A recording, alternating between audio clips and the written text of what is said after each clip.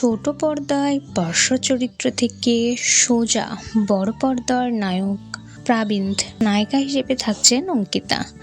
কোন সিনেমায় দেখা যাবে তাকে? বলিউডের এবার বড় ধামাকা।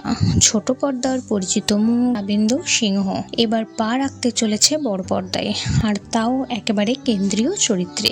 কিংবদন্তি অভিনেত্রী মহুয়া রায়চৌধুরীর বায়োপিকে অভিনয় করে মহুয়াতে মহুয়াদেবীর স্বামী তথা অভিনেতা তিলক চক্রবর্তীর চরিত্রে দেখা যাবে প্রাবিন্দকে।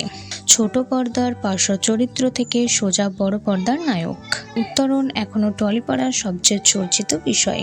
পরিচালিত সোহিনী ভৌমিকের মেগা প্রজেক্টের মহুয়া রায়চৌধুরীর ভূমিকায় থাকছেন জগদ্ধাত্রী খ্যাত অভিনেত্রী অঙ্কিতা মল্লিক। তবে সব থেকে বড় চমক হিসেবে উঠে এসেছে অভিনেতার নাম। তিলক চক্রবর্তীর মতো একটা জটিল এবং গুরুত্বপূর্ণ পর্দায় চরিত্রকে তোলা বড় চ্যালেঞ্জিং।